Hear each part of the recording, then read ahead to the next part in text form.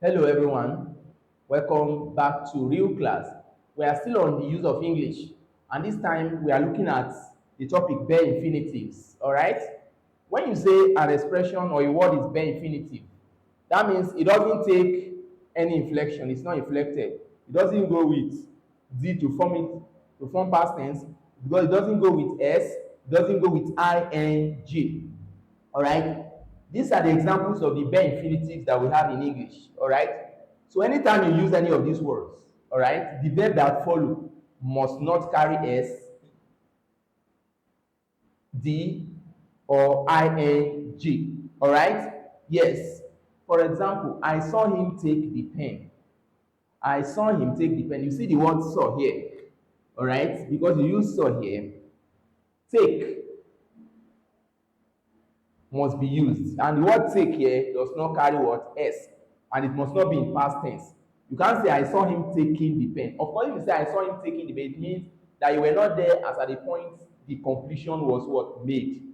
But I saw him take the pen. You can't say I saw him took the pen or I saw him takes the pen. All right, so anytime you use see, all right, it must be followed by what? A verb that is what? Bare infinitive. This bare infinitive verb. Why? Because it doesn't carry anything. No ing, no s, and all that. So make is another verb that goes with bare infinitive. He made me believe him. Not he made me to believe him. You cannot even use that language. He made me to believe him. He made me believe him. He made me, after the use of the word made, it must be followed by word, by this verb that is actually bare infinitive. Take note of bare infinitive. No s is added, no d is added, no ing. It is bare. Bare infinitives are verbs in the base form. All right? Like when I say come, the word come is in the bare infinitive because you don't there's nothing like ing there, nothing is added. Then another one is watch. I watched him arrest her. I watched him arrest her.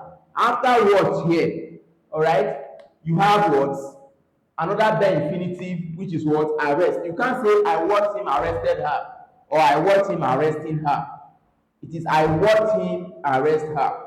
So anytime you use any of these words, please, the verbs that follow must actually be in the bare infinitive. We heard him preach, all right, last Sunday. We heard him preach, not we heard him preaching. By the time you say we heard him preaching, it means that you were not there as at the time, or you were there as at the time the preaching was completed. But here it is better you say we heard him preach. So after heard now, you have the bare infinitive preach. Not we heard him preached, or we heard him preaching, or we heard him preached, or preaches. It's not correct. Then we also have few here, all right? After the word few here, we also have the bare infinitive grab. I felt him grab my legs. So after felt here, you have another bare infinitive, which is what? Grab. I felt him grab my legs. I felt him grab my legs.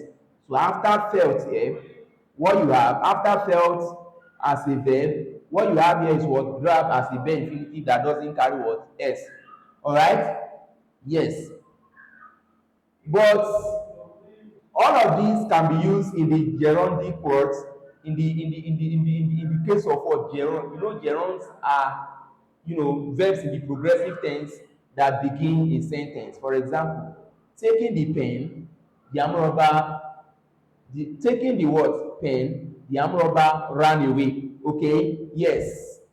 Arresting the man, the policeman walked to the station. All right, those ones are gerunds, okay, because they are in the progressive tense. Preaching the gospel, the pastor emphasized the issue.